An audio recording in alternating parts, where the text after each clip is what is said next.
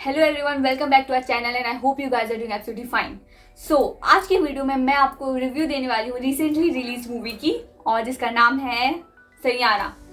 I know आप लोगों ने इसके रिलेटेड इंस्टाग्राम पे बहुत रील्स देखे होंगे और कितने क्रिंज रील्स भी देखे होंगे जिसमें लोग रो रहे हैं और पता नहीं क्या कुछ नहीं कर रहे हैं।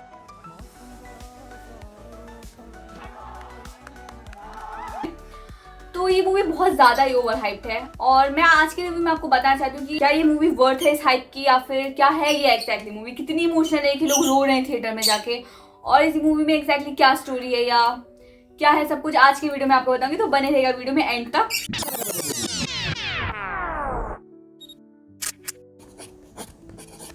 तो मूवी के बारे में बात करते हुए मैं पहले आपको बताऊंगी इस मूवी की स्टोरी लाइन, क्योंकि मुझे लगता है स्टोरी हर एक मूवी का हार्ट होता है। भले सब कुछ अच्छा होगा, स्टोरी नहीं अच्छी होती ना तो ऑब्वियसली मूवी फ्लॉप जाती है।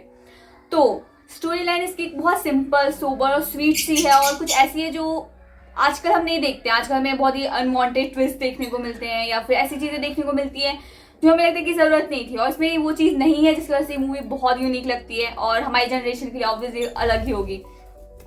तो स्टोरी लाइन ये होती है कि इसमें क्रिश कपूर करके सिंगर होते हैं, उनका एक इनिशियल फेस होता है जिसमें वो अपने पहले ग्रुप के साथ, जो उनका बैंड होता है उनके साथ वर्क करते हैं, फिर उसके बाद वो इंडिविजुअल वर्क करने की कोशिश करते हैं, फिर वापस ग्रुप में चले जाते हैं। क्रिश कपूर, आज के बाद ये नाम नहीं भूला। पर उनका पूरा एक स्ट्रगल दिखा होता है। और क्रिश कपूर और इसमें जो फीमेल लीड है वो है वानी। तो वो दोनों कैसे मिलते हैं, तो होता है कि वानी की डायरी खो जाती है और क्रिश कपूर की डायरी पढ़ता है, उसको बहुत अच्छा लगता है, फिर उसको कॉम्प्लीमेंट भी करता है कि तुम बहुत अच्छा लिखती हो, बहुत अच्छा लिखती है। फिर बाद में एक सिंगर के साथ कोलैब करने का सोचा है जिनका नाम प्रिंस होता है, और वो प्रिंस पता है कौन होता है? आशिकी 2 में जो आदित्य रॉय कपूर उनका बेस्ट फ्रेंड जो बना था वो होता है प्रिंस, मुझे बाद में पता चला था। तो वो उनको बोलता है कि तुम मेरे लिए सॉन्ग लिखो, और वो वानी की हेल्प से उसके लिए सॉन्ग लिखते हैं, और उनकी एक सॉन्ग राइटिंग की पूरी जर्नी दिखाते हैं दोनों लीड की, और वो चीज़ बहुत स्वीट होती है मूवी में, क्योंकि दोनों बहुत क्यूट लगते हैं उस पूरे सीन में।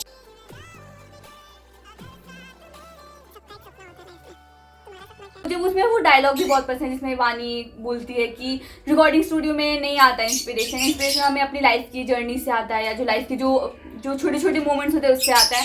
यहाँ पे गाने रिकॉर्ड होते बिना ही नहीं जाते हैं, तो उस मोमेंट में जो फील होता है उसके शब्द बनते हैं, फिर वो जो शब्द होते हैं वो सिर्फ पन्ना पर उतरते हैं, फिर म्यूजिक बनता है। वो म्यूजिक हमें टाइम ट्रैवल करवाता है बचपन के पास, पहले प्यार के पास, और वो ये इंस्पिरेशन लेने और वो मोमेंट्स को जीने के लिए वो दोनों अलग अलग जगह घूमते हैं और फिर वो मोमेंट्स बनाते हैं और गाने लिखते हैं। वो बहुत बहुत स्वीट फेस होता है। फिर इन दोनों का बहुत सही चल रहा होता है। क्रिश भी इवन वानी की हेल्प से अपने ग्रुप से वापस मिलता है और फिर वो लोग सॉन्ग बनाते हैं और सब कुछ बहुत बहुत अच्छा हो रहा होता है। तभी वानी को पता चलता है कि उसको एक डिजीज़ है। अब ये कौन सी डिजीज़ होती है? उस डिजीज़ का नाम अल्जाइमर होता है, और अल्जाइमर मोस्टली ओल्ड एज में होती है, और इसमें रेयर केस होता है कि वानी को हुआ था, और उसको डॉक्टर भी बोलते हैं कि तुम्हें अपनी फैमिली का सपोर्ट की जरूरत है, सब कुछ। अब इस पॉइंट पे मुझे लगा था कि थोड़ी ऑफ बीट है कि वो अपनी फैमिली से क्यों नहीं बता रही, उसको उनकी फैमिली को बताना चाहिए था ऐसे सब। तो वो थोड़ा हाइड करते हैं इस चीज़ को, पर बाद में पता चल जाता है। और उसका जो अल्जाइमर का फेस होता है वो ऑब्वियसली अकेली नहीं रह सकती, और उसकी फैमिली के भी कुछ वर्क कमिटमेंट्स होते हैं, उनका छोटा भाई भी होता है। तो फिर क्रिश जो होता है लीड, वो वानी का ख्याल रखता है थ्रू द होल डिजीज या जो उनका जो होता है ये फेस।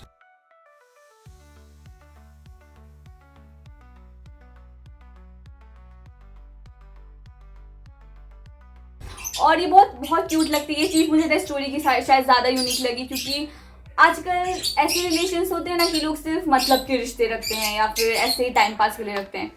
तो जो ऐसे फेजेस आते हैं, जैसे कोई बीमार हो गया हो या हमारा लो फेस हो, और वहाँ पे तब हमें जब कोई सपोर्ट करता है तो हमें पता था ये ट्रू लव है, और उस मूवी में वो चीज़ बहुत अच्छे से दिखाया है। तो शायद ये इसलिए हमारी जनरेशन को बहुत अच्छा लगा कि ये चीज़ दिखाई, जिसमें वो वानी का साथ नहीं छोड़ता, उसका बहुत ख्याल रखता है, बहुत अच्छे से रखता है, डिस्पाइट कि वो उसकी मेमोरी लॉस इस हद तक हो रही होती है कि वो अपने एक्स तक को याद कर रही होती है, अपने एक्स का नाम ले लेती है बहुत बार।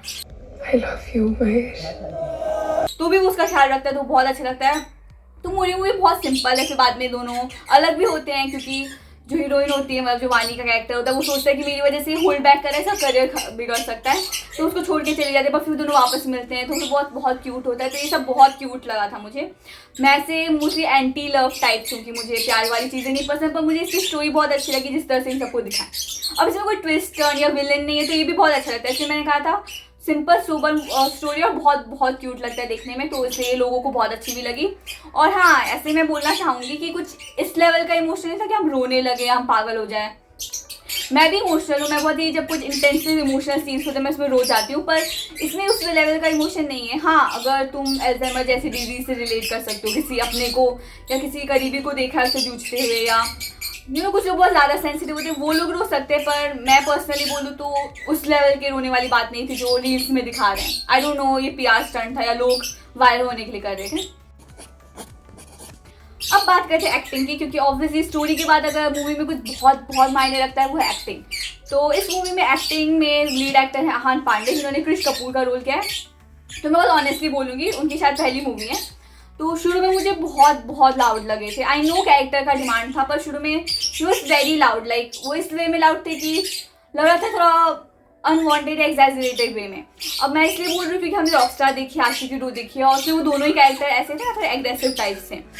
तो रणबीर कपूर और Aditya Kapoor, I don't know उनकी वॉइस थी या क्या था, पर वो लोग भी लाउड थे पर लगते नहीं थे लाउड, या उतना चुपता नहीं था उनका लाउड होना, और वो बहुत मस्त लगते थे दोनों। तो इसमें आहान पांडे शुरू में थोड़े लाउड ज़्यादा लग रहे थे, पर बाद में उन्होंने जब कैरेक्टर को पकड़ा तो ही वॉज अमेजिंग। मतलब वो उन्होंने बहुत अच्छा किया पूरी मूवी में, बस वो शुरू में थोड़े लाउड थे।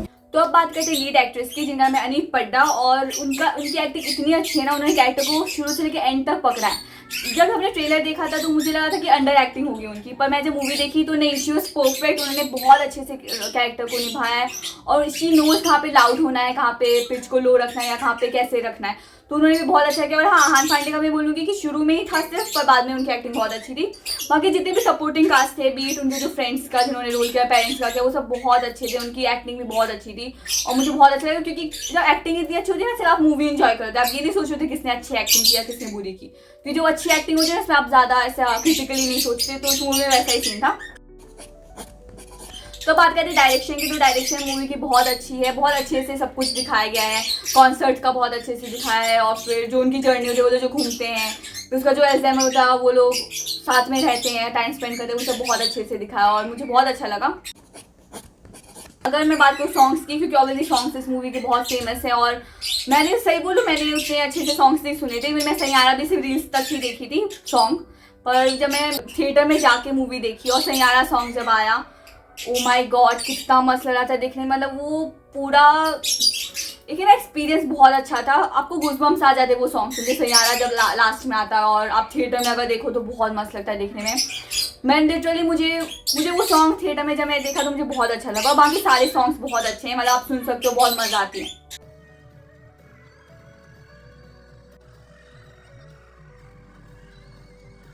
मैं सैयारा को 4 स्टार्स दूंगी, क्योंकि इसकी स्टोरी बहुत अच्छी है, एक्टिंग बहुत अच्छी है, और सॉन्ग्स बहुत अच्छे हैं, और मेरे लिए तीनों बहुत मैटर करते हैं मूवी में, और इस मूवी वो सब है, तो ये फुल पैकेज मूवी, और आप ज़रूर देख सकते हैं मूवी।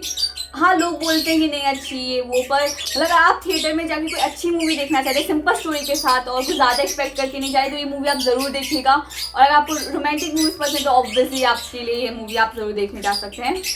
तो ये था मेरा सैयारा का रिव्यू। आई होप आपको अच्छा लगा, और अगर आपको ऐसे और रिव्यूज़ देखने हैं तो कमेंट में मुझे बताइएगा, और प्लीज़ हमारे चैनल को सब्सक्राइब कीजिएगा, और वीडियो को लाइक कीजिएगा, और जितना हो सके शेयर कीजिएगा, लोगों को ये बताएंगे कि सैयारा मूवी में एक्चुअली में क्या है।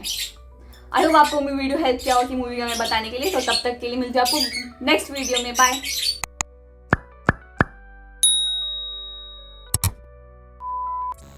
और मैं भी थिएटर में गई थी तो कुछ लोग रो रहे थे, वो छोटे बच्चे थे वो लोग थिएटर में आके रो रहे थे बेचारे।